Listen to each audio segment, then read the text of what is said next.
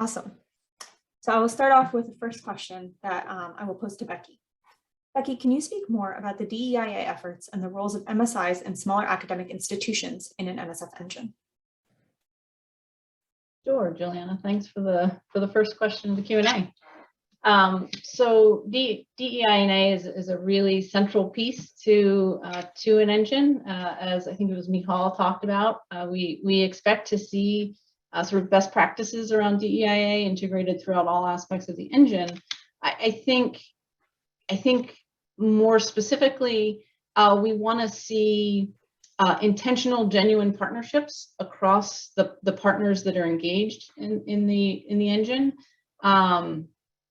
And that includes the engagement of regional MSIs, community colleges, vocational or tech schools, in a way that partners are respecting and valuing each other's range of perspectives, and the schools that, especially in the academic setting, those schools that don't typically serve lead roles really have the space and opportunity to do so, right? Engines have a really broad mandate and what we expect from them, from R&D, workforce development, translation to practice. And these institutions have a lot of expertise in a lot of these areas and should be able to lead where their expertise and interests lie. And the last thing I'll say is the budget of the engine should reflect that as well. Wonderful, thank you. The next question I'll pose to Dimitri. Dimitri, to what extent is a region defined geographically? What is considered regional? Does it need to be multi-state or include multiple regions within a state? And kind of related to that, is the program for developing regions or developed regions? How do you know what counts as an underdeveloped innovation ecosystem and what qualifies? Sure, thanks, Juliana. So what is a region? So first I'll just say that, so the BAA, the program does not define what a region is, predefine what a region is. So we don't say Midwest or Southeast region. So it's up to the proposing team to define its region of service. That could be a large metropolitan area and surrounding rural areas. It could be as large as a region that has multiple overlapping states. But it really needs to make sense from that region's perspective. So based on the density of the population density of the area, you may have smaller regions in some sense, geographical regions in some sense. In those rural areas, you may have a much larger geographical area. But nevertheless, when you define the region, you really want to take into account the capacity of the region, industry capacity, universities within the region, the capacity of the government to local and state governments to support an engine in that region. So that's really what it's up to the proposers to define what makes sense for them to pursue in terms of a region of service and what the engine can actually serve in practice. So I think that answers the full question, Juliana. Yes, thank you. Okay. My next question is for Daniel. Daniel, how does this initiative align with BBBRC? Can an entity be an engine and a BBBRC awardee? What would a good BBBRC application make a strong foundation for an NSF engines application? Sorry, would a good BBBRC? Yeah. So just to start, for those of you who are not familiar with the term, Build Back Better Regional Challenge is a program the Department of Commerce put out. Recently, they now have their finalists, and we've been working really closely with their team throughout this entire process. And we think there's a lot of alignment and an opportunity to build on a lot of the great work that they're doing. Two things I would say about our program, one, we have an explicit technology and R&D focus. We're willing to go earlier and fund foundational and basic research that has use-inspired and translational impacts. We're really looking at breakthrough technologies, and we almost want to create kind of the research and commercialization spine of an entrepreneurial ecosystem. So we want to connect into what Commerce and SBA and DOE and others are doing. We also want to connect into the later stage investor and incubator programs as well. So yes, if you are a finalist, a semi-finalist, or been involved in Build Back Better Regional Challenge, you are eligible to apply for our program as well. It is possible that some regions could potentially even win awards from both of these initiatives. Wonderful, thank you. My next question is for Michal. Nihal, can you please elaborate on the term use-inspired? Sure. So I'll say a few words about that. So what we mean by use inspired is mostly inspired by the needs of the stakeholders and the organizations in the region of service, with the goal of thinking again about the ultimate purpose of the engine in terms of driving the regional economy. And so the research that should be done, instead of it being only curiosity driven, which is more the typical type of research that NSF funds, we're looking for the research to have in large part aspects that can then be translated to practice as we described earlier. Great, thank you. Shifting gears slightly, Jeffrey, if an applicant accepts a Type 1 application award, are they precluded from a Type 2 award? Well, the short answer is no, but in this round, you're not permitted to apply for both. So the intent of the program, the intent of the Type 1 awards is to prepare regional partners to participate in and write proposals for Type 2 awards. Now, that doesn't mean that a Type 1 award is a prerequisite for a Type 2 award either, but it does. It is intended to help regions go through that development stage that Becky talked about, to prepare them for Type 2 proposals.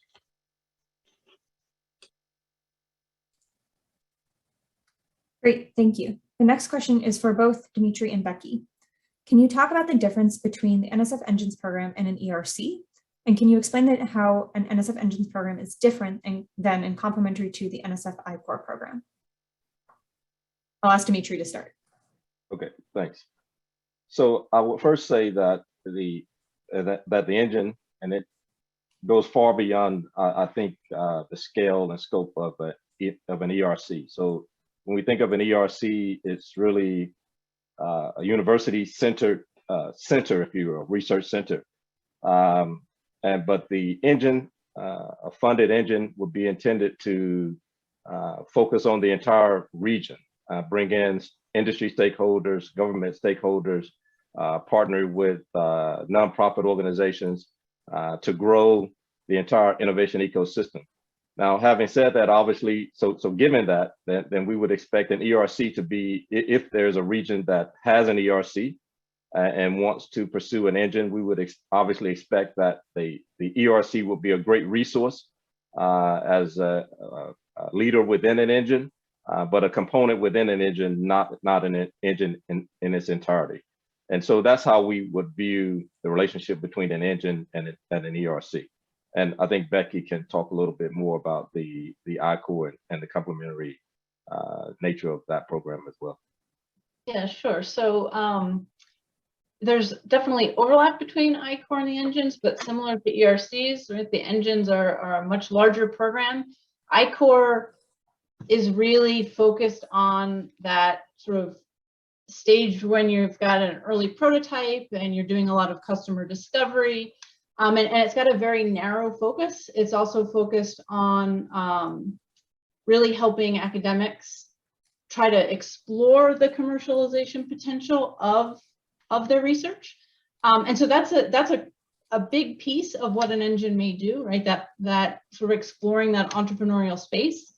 And with the new I-Corps model, the hubs model, which is a very sort of regional setup for the program now, you can imagine quite a lot of overlap, right? Where a hub may really help to provide entrepreneurial training for institutions within an engine that's in the same region that maybe an I-Corps hub exists.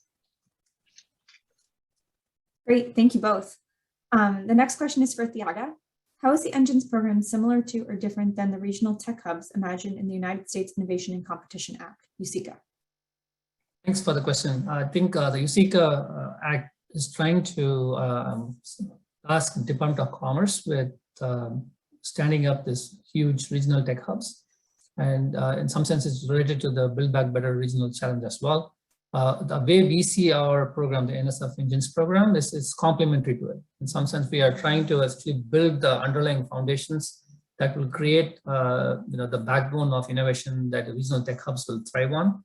And again, it may not be happening on the same timelines. They may be happening at different timelines, but we expect these regional tech hubs to be a long-lived effort, and we also expect the Engines program, as we described, to be over multiple years.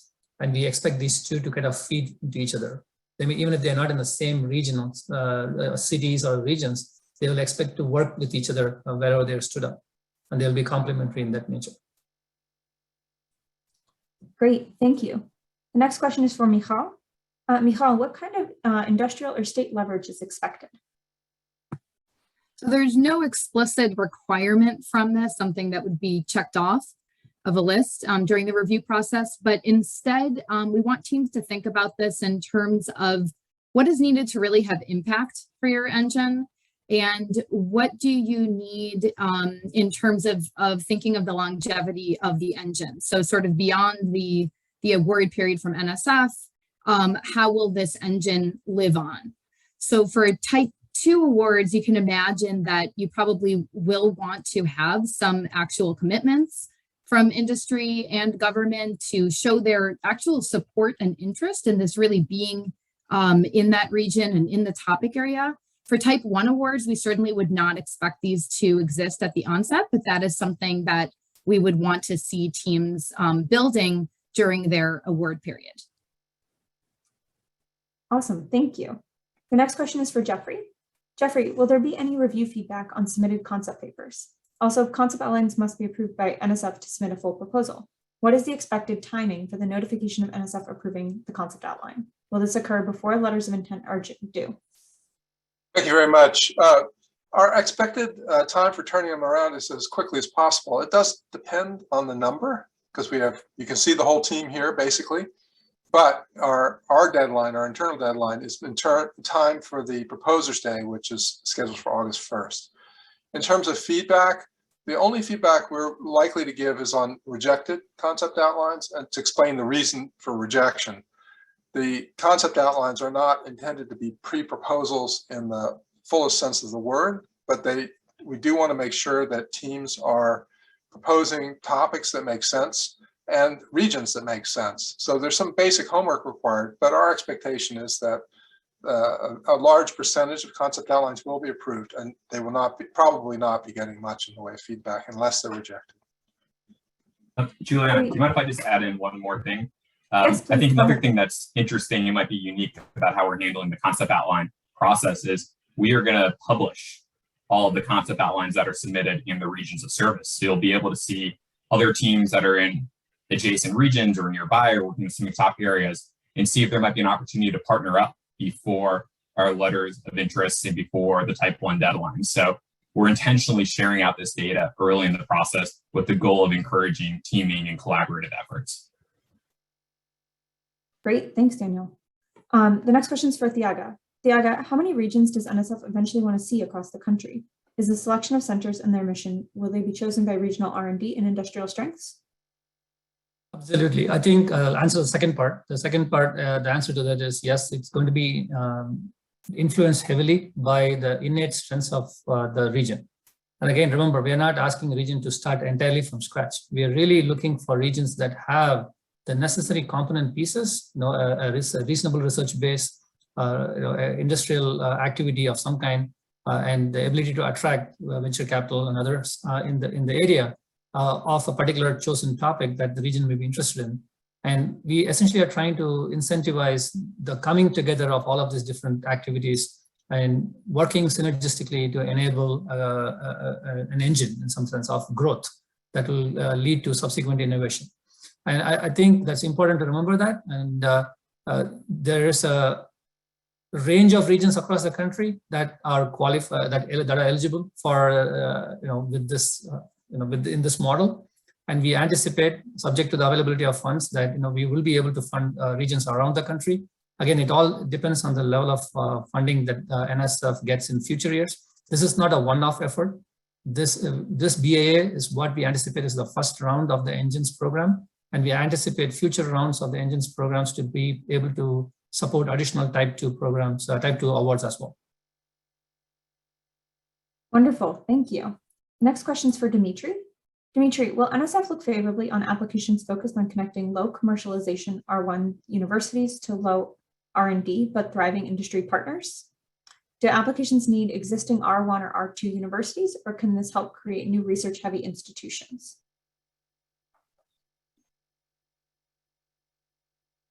So generally, there is no prerequisite to who can submit. So any institution of higher education can submit. Industry folks can submit proposals and so forth. So in terms of partnering with academic institutions, whether R1 or primarily undergraduate institutions or any institutions for that matter, I think that the important component is to identify what their respective strengths are and to build a team around those strengths, whether it's supporting workforce development, whether it's building research capacity, whether it's partnering, whether an undergraduate institution is partnering with an R1 to build its research capacity and contribute more effectively. I think those are the kinds of questions that the teams within a region should ideate about and come to a conclusion as to how they're going to work together collectively to achieve their region's goals. If I understand the question correctly, Juliana. Thank you, that's really helpful. So I'm going to pivot gears a little bit to the application process again. And Jeffrey, I'm actually going to pose two questions to you so that they relate. The first one is, if an organization submits a type 2 concept paper, is it possible that an NSF response could recommend that they submit under a type 1 instead? And would that count to allow the organization to submit a type 1 LOI and proposal? And then secondly, can you kind of reiterate, the deadlines indicate type 2 concept papers being due June 30th. What is the anticipated actual deadline for type 2 proposals and other materials? Thank you, Juliana. The first question is a little bit complicated because we don't anticipate that path particularly, but I won't say that it's an impossible path at this stage. That would require some discussion with policy, NSF policy, in order to do it. But our expectation is that organizations will submit concept outlines that are appropriate for their level of development. Now that said, there's no restriction on the number of concept outlines that an organization or a team could submit. So I think it behooves you to attend our office hours and discuss this issue and to have some conversation before the deadline in order to try to target most appropriately. In terms of the type 2 proposals, as of now, we don't have dates for submission deadlines for type 2 proposals. So even though we have a type 2 concept outline deadline, the submission and awards timing of type 2 proposals will be forthcoming. Great, thank you. Daniel, the next question is for you. Can you explain, are engines state-based? The simple answer is no. And I know there's been a number of questions that have come in. It looks like there's certain dots on the map in different places. Are those intentional places? The answer is no. We're just trying to show that our focus is on expanding the innovation geography across the country, including more people and more places across our nation. So we leave it up to the regions to determine their region of service. It can cross state lines and be part of multiple states that have kind of aligned the topic area or regional assets. It can be a metro area, it can involve rural areas. We really want you all to determine what is kind of a right size to absorb up to $160 million and leverage that out to become, a leader in this topic area over the next decade. So the answer simply is no. It doesn't have to be organized around states. It doesn't have to be organized around cities. We want you to think really intentionally about what are the regional assets that you're able to build upon and leverage. Great, and actually, Daniel, back to you for one more question, which is, will there be partnerships with incubator programs as you're talking about regional leverage? Yeah, it's a good question. I mean, we want to see partnerships across multiple sectors. We want to see partnerships with government. We want to see partnerships with industry and with the kind of the early stage communities that are going to catalyze this economic growth. We have an explicit focus on translation. How do we take things from lab and take them to market? Incubators, accelerators, startup boundaries all play an important role in that work. So if there is an incubator that you're already working with, fantastic. If this is an opportunity to supercharge or to scale something within your region, we want you all to take advantage of that and think really creatively and innovatively about how you can do this work in a nimble way. Awesome, thank you. And before I proceed with the next question, I just want to follow up with what Jeffrey was saying and say there are numerous questions that were posed regarding concept outlines and type 1, type 2 LOIs, and so on. We just issued a new FAQ today, an update, which addresses many of these questions, and we encourage you all to review the latest FAQ, which is available on the Engine's website. The next question is for Dimitri.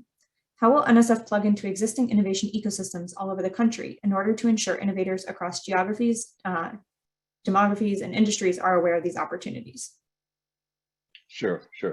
So for a while now, we are doing all types of outreach to universities, different types of universities, R1s, PUIs, MSIs. We are doing outreach to various industry organizations, various sectors of industry, topic areas.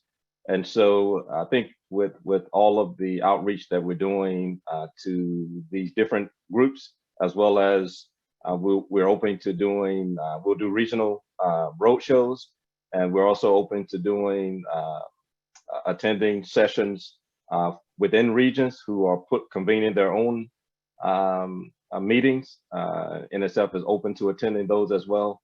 So we're doing a whole host of outreach, and we've already been engaged with a number of associations and groups across all the different sectors that will be involved in regional innovation, economic development, and so forth. So that's the approach that we're taking to ensure that hopefully most everyone in the U.S. will know about an NSF engine. Fantastic, thank you. My next question is for Michal. Michal, Hawaii is not contiguous with other states. How can it participate in a regional engine? And maybe you could broaden this to address non-contiguous parts of the United States. Sure. So, so first, Hawaii could be its own region. That would be one way to do it. The other one is that engines could also align on topic areas, or if it's a similar kind of communities. So if it makes sense to partner with another place that is not contiguous, that is allowable. But the argument for that would need to be made clearly in the application. Great, thank you. I'm going to pose this next question to Jeffrey. Jeffrey, do we need a CEO already identified for a type 1 or type 2 proposal? The use of the term CEO implies a bias towards non-academic leads. Is this intentional? Thank you. So the BAA makes it clear that for type 2 awards that the CEO can be identified in the first 6 months of the award. So you do need to start out with a program director who's submitting the proposal, but ultimately the choice of the CEO could come within the first 6 months. In terms of the bias toward away from academic, what I would say is that NSF is probably perceived by most non-academics as biased towards academia. What we wanted to do is make it clear that there are two things that are different about this program. One is that the CEO is intended to be full-time, particularly for type 2 awards. That is, it's not really intended as a part-time gig where an academic is also engaged in multiple other research projects and teaching classes and those kinds of things. But the other part is that we're open to having proposals with the lead organization as non-academic organizations. So in that sense, we're trying to remove the bias towards academics in using this title. Great, thank you. My next question is for Becky. Becky, the map shows Alaska, and I assume they're talking about the map from this presentation. The map shows Alaska as one region and the whole northeastern United States as another region. Have regions been defined by NSF?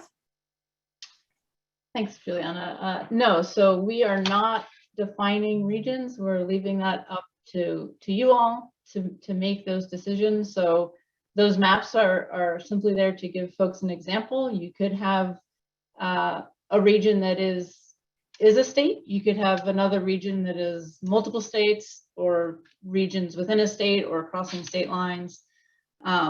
So yeah, so those maps aren't, do not communicate any kind of defined region set by NSF. And Becky, do you mind if I just take that one step forward? Because I know we have our upcoming virtual roadshows. We're doing 5 in the coming weeks, and it's organized around 10 states for each roadshow. That is also not a definition of a region. We just needed a way to divide the country so we could do 5 different events and bring in different stakeholders and basically introduce stakeholders who are in the same state to each other. So when you look at the breakdown of the states for those upcoming events, the first one being on the 19th, please be aware that this is just our attempt to split the country, and it is not a definition of regions either. Great, thank you both. The next question is for Dimitri. Dimitri, does the lead organization need to already exist at the time of application, or could it be conceptual, to be formally created upon the receipt of an award? In a related note, it seems like the language around engines are similar to regional organizations like First Flight Venture Center in North Carolina. Does the idea of a central organization catalyzing local assets fit with the NSF vision? Most markets would have to create an organization like that. Is that the goal of a Type 1 application? Okay, so yes, it is possible that an organization could be formed after the award, right? So that's one model. If a group of stakeholders comes together and there's an organization formed for the specific purpose of operating the engine, that's certainly a welcome model. Is that the purpose of the Type 1? Is really the purpose of the Type 1 is for the region itself and all the stakeholders involved to decide what's one question they may answer is what's the best or most appropriate model for our region. And if the answer to that is that we should establish an entity dedicated to operating an engine, then that's the option that they will pursue. And so the example given is a clear example of one approach. And so we would say, yes, that is a possibility, but that's not the only approach that can be taken. Great, thank you. The next question is for Michal. Michal, we note that organizations located in mature innovation ecosystems may not serve as the lead. What index or other lists are you using to determine which locations are considered mature innovation ecosystems? Right, thank you. So we haven't found an index or a list that we are comfortable using per se. So what we would like to do instead is we would like for you to consider our goal for the program, which is to develop these innovation ecosystems where they don't exist right now. That is really the ultimate goal, is to drive that innovation and strengthen those regional economies. So you can think of probably it's maybe a handful of places around the country that providing $160 million over 10 years really won't do very much. They probably have all the right partners there. There's probably a lot of additional investment, and the funding from NSF is not going to make that much of an impact or really catalyze something. So think about when you're thinking about the region, think about whether it will really catalyze and accelerate the creation of an innovation ecosystem. Again, it could be in its early stage, but will the funding provided by NSF really make a difference? Wonderful, thank you. The next question is for Daniel. Daniel, how does NSF view for-profit entities' participation in the NSF Engines program? Are they entitled to receive funding for their contributions? Yes, is the simple answer. They can receive funding. They can be a lead organization. They can be a core partner. We are really looking for engines that are co-creating with industry, with the startup community, with the research community. So they are eligible to receive funds regardless of the size of the industry or for-profit entity. And they are eligible to meaningfully participate both as a lead and a core partner. So this is a change from perhaps many other programs that you've seen both from the federal government and from NSF in the past. Wonderful, thank you. The next question is for Thiaga. Thiaga, with all the discussion here about use-inspired research, does this imply that there'll be less funding focused on basic research? I think this is a larger, maybe tip question. I'd like to emphasize that NSF views TIPS funding as an add-on to the budget that Congress has allocated for NSF for supporting basic foundational research. So one should always think about this as an additional money that the community is getting in order to take the discoveries that we make from our basic research investments to bring them to market and to have societal impact. So taken from that angle, I would say that TIP funding and the Engines program funding is not reducing funding for basic research, but instead it increases the value that the society sees from the basic research investments that we make. Thank you. Dimitri, the next question is a couple different questions that I'll post to you at the same time, and we can go back to them if you want to answer them one by one. The first question is, can a type 1 be given to one university and then a type 2 for the same initiative to a second university? The second one is, can an organization lead a proposal and participate in as a partner in another? And the third is, do you need to receive a type 1 award before receiving a type 2 award? So we can go through those one by one, but they were all kind of related. Okay. So to the last question, no, you don't have to receive a type 1 prior to receiving a type 2. So type 1 is not a prerequisite to type 2. So I think that one is easy.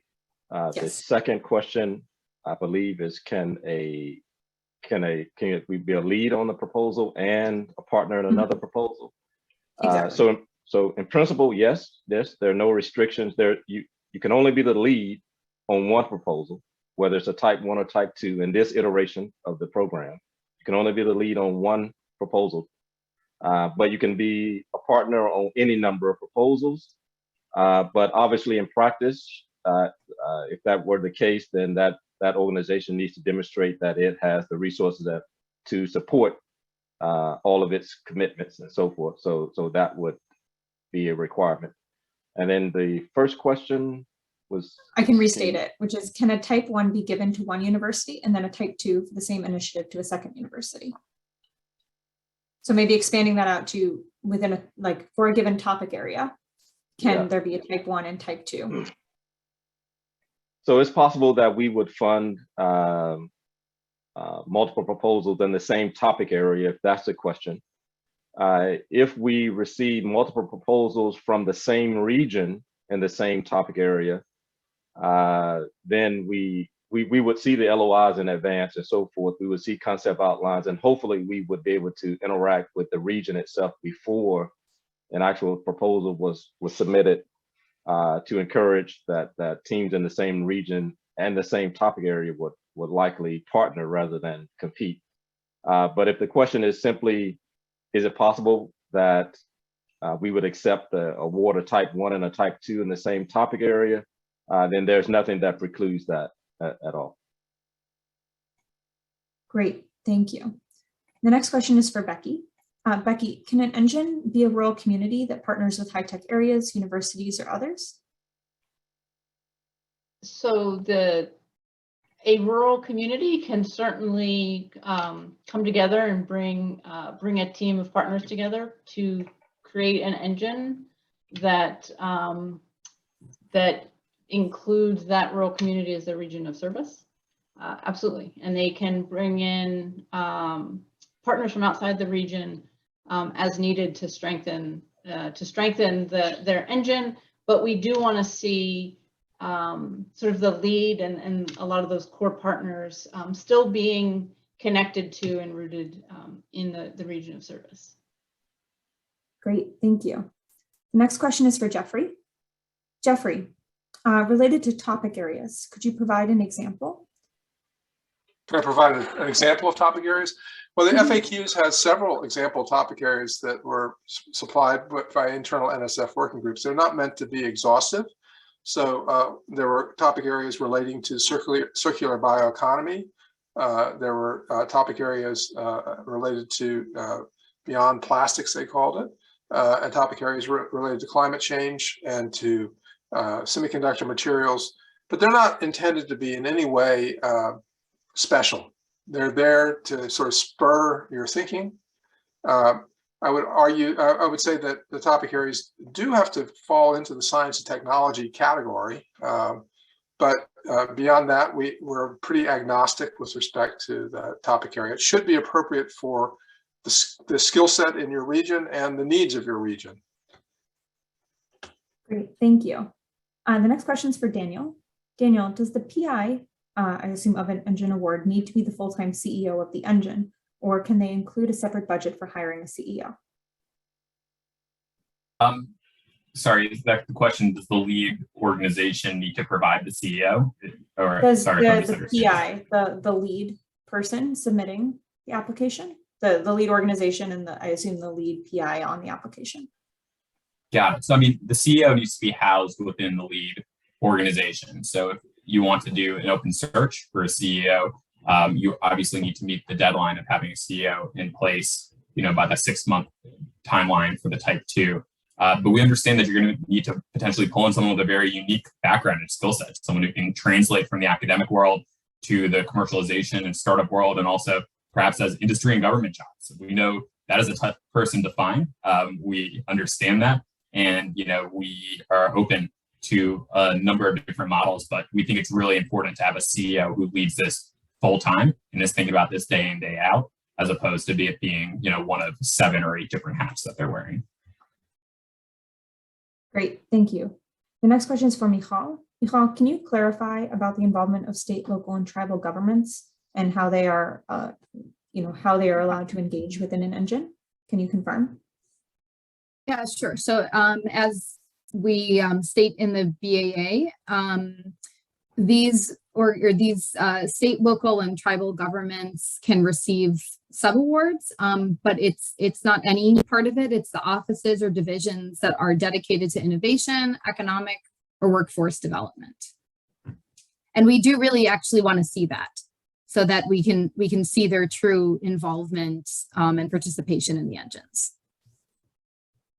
Awesome, thank you. The next question, Daniel, I'll ask you this one, which is, can you expand a little bit about IP and intellectual property rights as it relates to the engines? Yeah, absolutely. So I've worked in 2 tech transfer offices, so I understand this is a topic that there'll be a lot of questions about. We have explicit language in the BAA about when you need to submit your intellectual property plan, so how you're going to handle the development of intellectual property, how you're going to handle rights. So this is really important. It could actually slow down the innovation and commercialization process if you don't have a strategy and plan in place from the start, especially with multiple entities co-creating together in kind of an iterative way. We think it's really important for you to lay out your IP plan early in the process, so we have an explicit timeline. But if people want to start thinking about that even earlier, because I know these things can take time, we will not prevent you from doing so. Great, thank you. My next question is for Dimitri, which is, Dimitri, can you elaborate a little bit about the purpose of a full-time CEO for an engine? Yes, sure. So when we think about the scale of an engine and the number of activities that must be undertaken to actually drive an innovation ecosystem, a regional innovation ecosystem, the underlying idea is simply that this person must be dedicated to this full time. I know there was a question previously of whether it biases this against the university lead, but we definitely view this as something more than the typical research PI, where we're dedicating 2 months of time to a project. In this case, the CEO must oversee all aspects of the engine, partnership building, workforce development, use-inspired research themes, and so forth. And so we felt that the proper term would be CEO rather than a primary investigator, if you will, or project director. And so that's the overarching purpose of defining a CEO the way that it is within the BAA, and it should be a full-time person that's fully focused on expanding the engine and having a significant impact within the region. Great, thank you. The next question is for Becky. And Becky, maybe you and Dimitri can both kind of tackle this.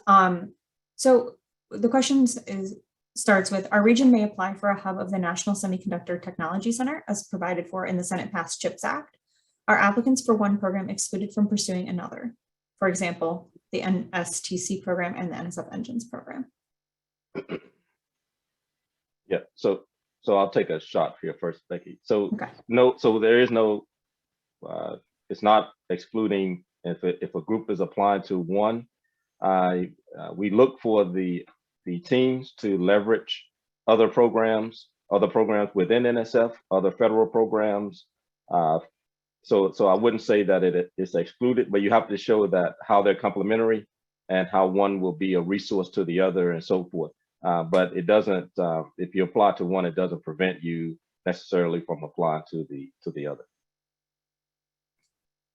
Now, Great, thank you. obviously you can't submit the same proposal to both programs. So I think that's a given, but winning one doesn't prevent you from applying to the other. Okay, fantastic. Thank you. The next question I'll ask is to Daniel. Daniel, is there a preference for going deep within a single industry segment or geography versus having a broad range across multiple states and industries?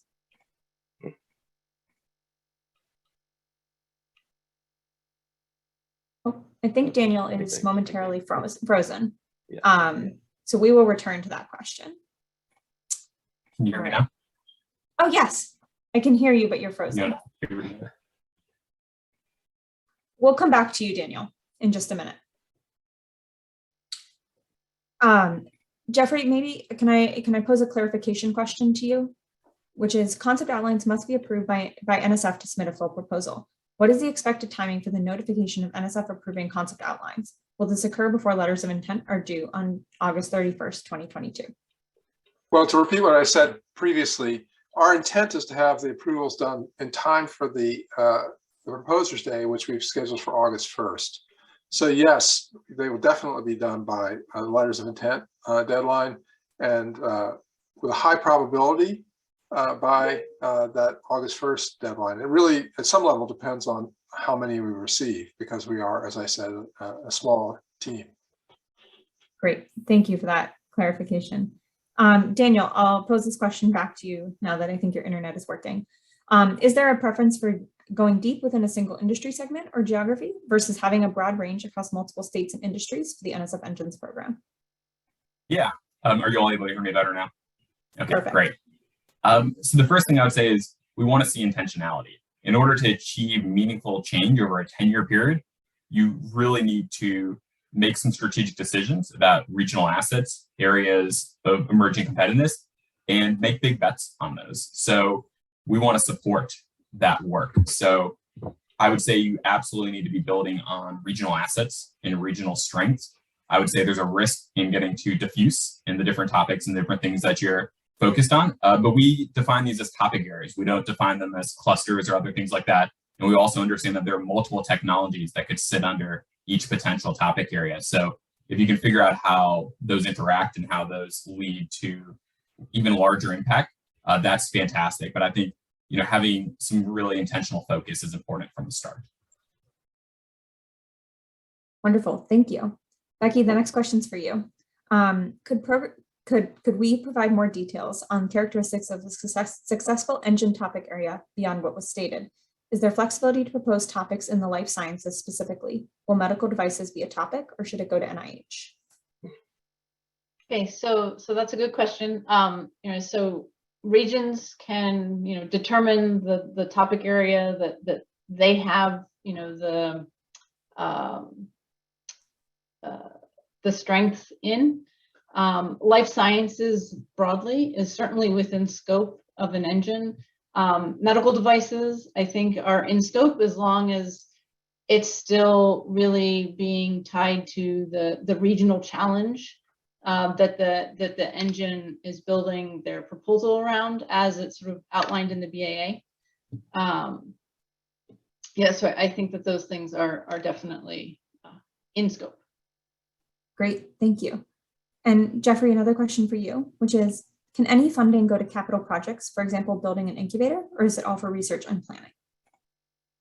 Well, building an incubator isn't really what we usually think of as a capital project at NSF. Usually something more like a laboratory.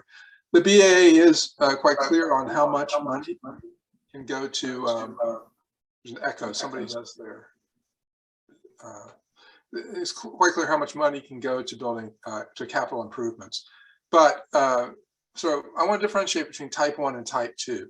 For type 1 awards, the objective is to build a strong team that can submit a compelling type 2 proposal. That is the goal of it. For type 2, the goal is to build this engine over time, over a 10-year period, and to ramp up to self-sustainability. If creating an incubator is part of that goal, and it can be defended in terms of the proposal and in terms of the negotiations for the cooperative agreement, then money can be spent on building an incubator. That's not precluded. Great, thank you. The next question, I'll go back to Becky for a moment. Becky, could you speak to NSF's ideal role of community colleges in an engine's proposal? Their ideal role, is that what you said? Mm-hmm. That is the question. Okay, sure, thanks. So I wouldn't go so far as to say NSF has a vision of what the ideal role of a community college would be.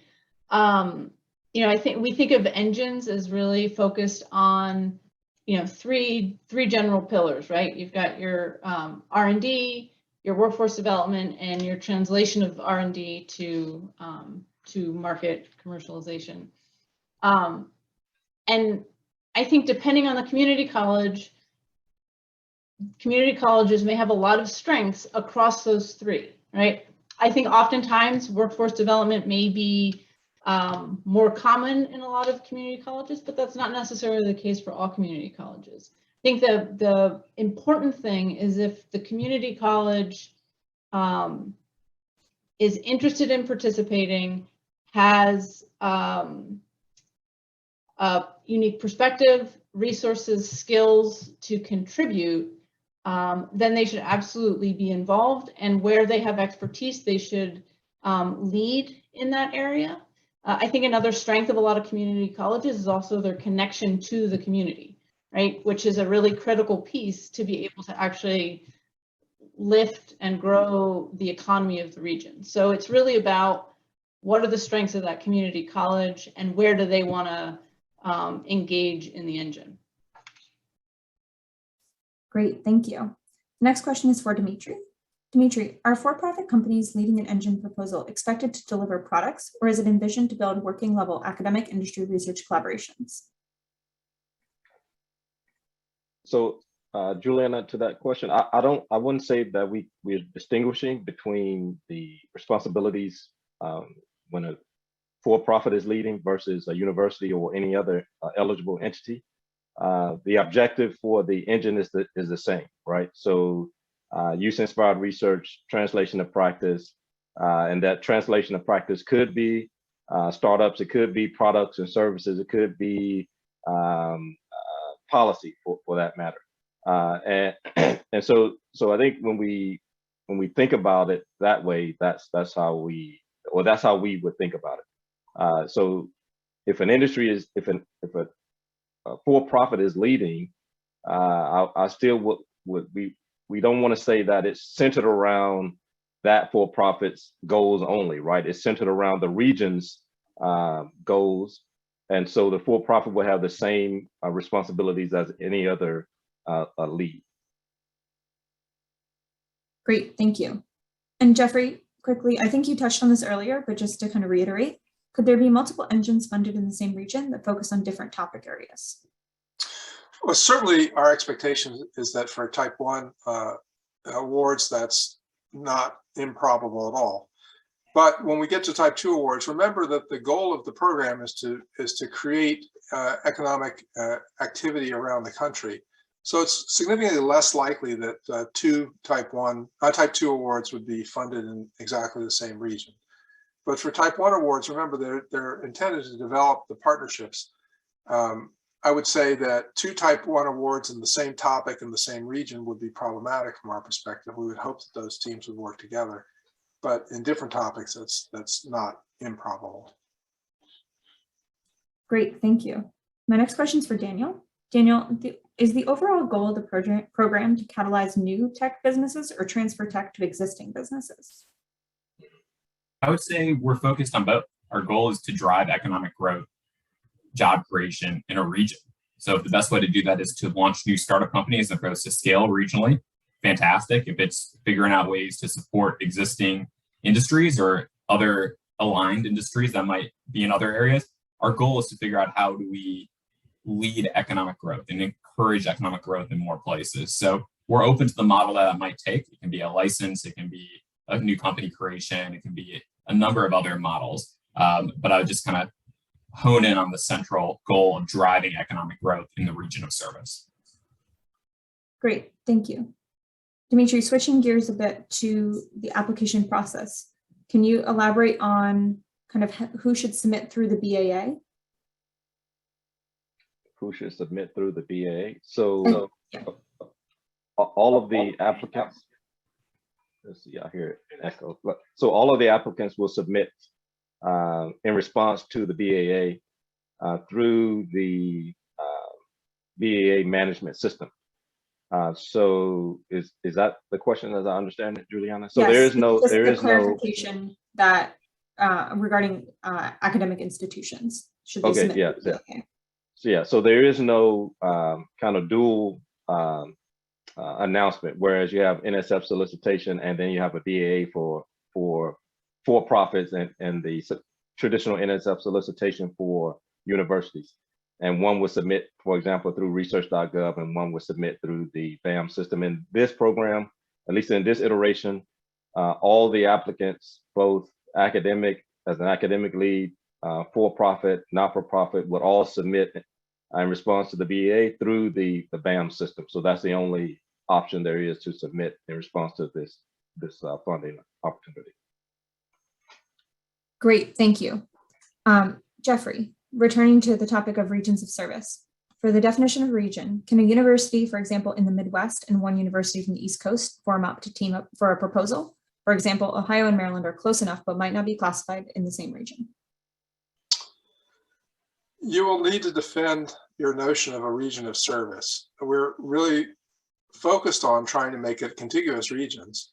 It's not impossible, or it's not precluded from the BAA that institutions outside of the focus region would be participants or partners in the engine. However, we would like to see that the focus of economic activity is within a defined contiguous region.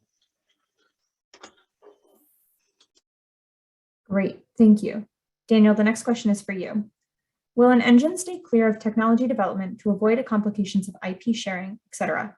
Or on the other hand, if there is technological work to be pursued in an engine, can an engine engage in contract research activities to ensure that IP can be contained in a manner that makes it easy to allow small businesses and other for-profits to have exclusive access rights for further technology transition? That's a fairly detailed question. Yes.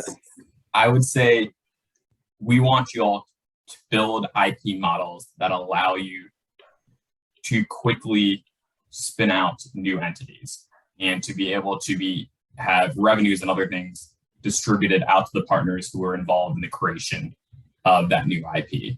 So how you structure that and how you do that work is ultimately up to you. We're going to take a look at it and say, does this seem like a reasonable plan? Does it seem like all the partners are going to benefit from it? Does it seem like something that this is not going to be, very arduous to develop a new company or for an investor to come in afterwards? So those are all things that we're going to take into consideration, but I don't want to comment specifically on models. And I just wanted to add on one more thing to what Jeffrey had said in the previous response. This question about, Ohio and Maryland.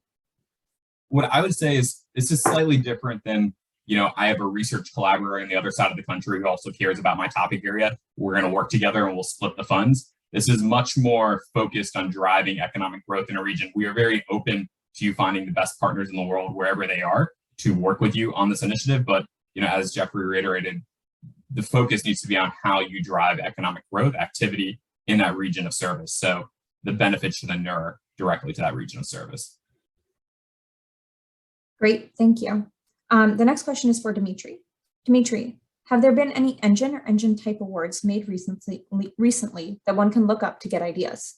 Are engines expected to or might be strengthened by existing NSF awards, especially center awards? Would it be appropriate for an NSF hub or hub equivalent consortium to apply for an engine and elevate their activities to include industry and government partners? Okay. So no, there have not been any engine. This is the first iteration of the program. This will be the first set of proposals we receive, both type 1 and type 2. So no example to consider. And so the second question is, would a engine's proposal be strengthened if it contains an ERC or STC or other NSF investments?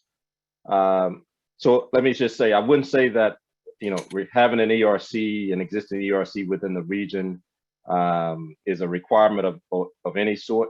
But obviously, if it does exist and it can show its value, how it's creating value, it already perhaps contributing to the innovation ecosystem to some degree, then obviously that would be beneficial. So that's as much as I will say about how much value it adds. Obviously, having a group of folks that already work together and are contributing in the topic area might be viewed well from the research or use-inspired research component. But it's not a requirement, and we haven't considered that as a requirement at all. And then would it be appropriate for a hub, an existing hub? So existing technology hubs are certainly welcome to apply.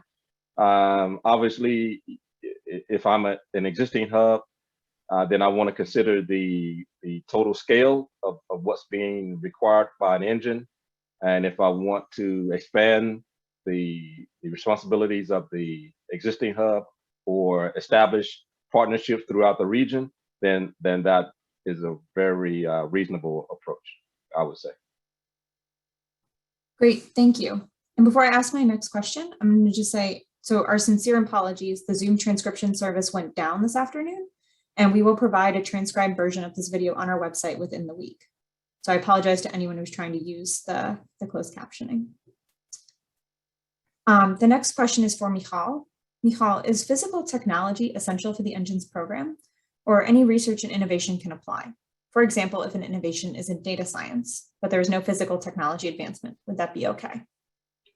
So the short answer is yes, that would be okay. Does not have to be a physical technology. What we're looking for in terms of technology is it could be advancing critical technologies and innovations. And ultimately, we're looking for ways to have startups and, as we said, small businesses, expand existing businesses. So again, think of it in terms of how is this going to increase or drive the regional economy. So we have lots of programs at NSF that are for the public good. Over here, while we're saying that we want this to be driven by challenges that are national societal scale, we are looking for ways for the engine to sustain itself ultimately. And that really would be through development of products of some kind that could drive itself ultimately. Great, thank you. The next question is for Becky. Becky, will social behavior and economic sciences directorate research topics be especially favored or disfavored as themes for Engines? The short answer to that, I would say, is they wouldn't be favored or disfavored. I would say that kind of building off of Michal's answer to the previous question, the social and behavioral and economic sciences topics, if they're there to drive or address a societal regional challenge, then that would be appropriate. But I would also sort of piggyback off of Michal about the thinking about how you're going to sustain the engine and the innovation ecosystem through the development of that research. Awesome, thank you. Jeffrey, the next question is for you, which is, what is the minimum structure and partner makeup that needs to be in place for a type 1 concept proposal? Is this different than type 2? Sure. Well, if the BAA, the type 1 concept proposals, the concept outlines, I should be precise, are 2 pages. So the expectation is that at the stage of the concept outline, there probably isn't much in the way of clear partnerships. For the type 2, the expectation is you're writing a type 2 proposal because you already have some nascent ecosystem in place. You already have some partners identified. So there would be a higher level of expectation in terms of identifying partners for the concept outline. Now, the concept outlines will primarily be evaluated on, there's a list of criteria in the BA about exactly how the concept outlines will be evaluated. And you'll see that the majority of the specific questions for evaluation have to do with the topic and the region of service, although there are related questions specifically for type 2s that have to do with the likely or existing partnerships. For the proposal, again, the type 1, remember, is a grant to develop a type 2 ready ecosystem, which means that the partnerships will be built up during the type 1 funding period. There should be obviously some initial partners. For type 2, we're expecting to see a fairly robust set of partners and diverse across disciplines. Disciplines may be the wrong word, but academic, for-profit, nonprofit, local governments in a type 2 proposal. Awesome, thank you. The next question is for Thiago. Thiago, given the investment by NSF and Intel in the Ohio region, does this mean the region is no longer eligible for a topic of semiconductors? That's a very good question. I would like to generalize the question to say there may be other comparable investments made by other entities in federal and state and local governments in specific topic areas in certain regions. And I think what you have to look at is the current state of the ecosystem, right? These investments may all work together in concert to make the ecosystem better. But what we care about at this point is the current state of the ecosystem, what the envisioned future state of the ecosystem 5-10 years from now. So make your assessment based on where you see the region today, and that will help you determine the answer to the question. Awesome, thank you. The next question is for Daniel, which is, Daniel, will an engine be allowed to own equity in startups it creates? And more broadly, what types of financial incentives will engines be allowed to participate in order to participate in the success of its efforts, and what types will not be allowed to participate in? Yeah, it's a good question. And a lot of this will probably be hashed out during the negotiation stage of contracts. But you'll see in our BAA, we explicitly say one of the pathways towards sustainability would be to develop revenue models where you have income coming back into the engine. So that could be through equity stakes, that could be through licenses. We're open to a number of different models for how an engine achieves sustainability. And we also understand that we are trying to build something nimble, and that requires a certain approach, and this requires certain stakeholders to be around the table. And we want to have those conversations, but I would say most of those conversations will likely happen during the contract negotiation stage. Awesome, thank you. Dimitri, can the lead PI, so not the CEO, i.e. the person submitting the proposal, be a junior faculty member, like an assistant professor? Okay, so submitting the proposal, there are no restrictions on submitting the proposal, but the CEO, project director, eventually has to be a senior member of the organization's management. So whether it's a university or corporation, eventually you have to name a senior person as the CEO. But the submitting person, there's no restriction on Great. Who can And actually be the submitting person. can I follow it up with one more proposal submission question, which is, can a proposal consist of more than one topic area that an engine has advanced expert strengths in? More than one topic area. So if by topic area we mean a specific research topic area, I would say it can. So let's say we pick when we talk about topic areas within the BA, we're talking about a challenge question, if you will. So if we just say bioeconomy, for example, that one of the examples in the FAQ, there are a number of research topic areas that could address that research things that could address that one topic area. So I would say there could be a number of research themes in pursuit of answering a particular topic area challenge question, if you will, if that's the question. But if we're talking about we want to address 3 different large challenge questions under one engine, I would say that we will run the risk of being too diverse in our approach there. But having different research things is I think a reasonable approach. Wonderful, thank you. And so the last question for this Q&A, I'll pose to Daniel, which is, we had a question about how would a startup even become aware about relevant proposals and teaming opportunities to participate in this program? And can you expand that out to talk about the teaming opportunities over the next couple of months that the Engines program is hosting? Great, good question. And we have some exciting developments on that front. So in the coming weeks, between May 19th and June 15th, we're gonna have a series of what we're calling regional roadshows. And these roadshows are going to be an opportunity for stakeholders from across sectors in a state or a region to come together and actually start ideating about potential topic areas in their regions of service. So we'll have these ecosystem builder panels where we'll have people who have successfully helped lead and build ecosystems across the country talk about their experience. And then the vast majority of the time will be spent in breakout rooms where you'll have the opportunity to interact with individuals from the nonprofit, the corporate, the startup, the academic world, and really start that iterative process of thinking it through. So a startup could absolutely come to that and see if there's an opportunity to team up with other regions. And then interestingly, you'll be able to move between different rings. So let's say you're based in Texas, but think there's an opportunity in working with someone in an adjacent state, you could jump between the rings for that discussion. We do ask that individuals only attend up to 2. We want to make sure we have space for everybody since these are space limited events. And then the last thing I would say on this front is that right now we're seeing overwhelming academic RSVPs, which is fantastic. But if you already have a number of people from your lab or your institution coming, reach out to someone in a different sector, a nonprofit, a startup in government, and invite them to come along as well. In order to build successful applications, in order to do great teaming, we need representatives from multiple sectors. So as much as possible, regardless of what sector you're in, we really encourage you to invite others to join as well. So in addition to that, we're going to have Q&A sessions coming up. We also have regular office hours with our team where you can stop in and ask questions. And then after the concept outlines are due, we'll also publish everything. You'll have an opportunity to see what everyone is thinking about in terms of their topic areas and their regions of service. And that'll be another opportunity for startups, investors, universities, and everyone else to basically figure out a new opportunity to team and come together before the application deadlines in the fall.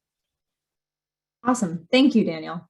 So that is the last question. Thank you all for attending this webinar on the NSF Engines program and this new funding opportunity. If you have additional questions, please come to our next Q&A session, as Daniel mentioned, or to one of our office hours, which you can sign up for on the Engines website or email engines@nsf.gov with your questions.